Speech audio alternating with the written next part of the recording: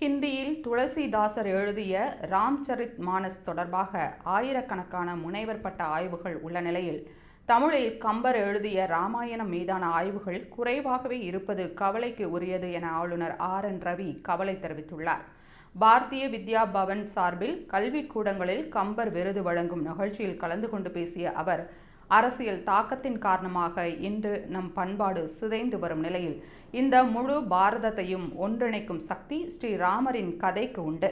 நாட்டின் வடகிழக்கில் வசிக்கும் பழங்குடிகள் முதல் காஷ்மீர் வரை உள்ள அனைத்து தரப்பினரும் ராமரை ஏற்றுக்கொண்டுள்ளனர்.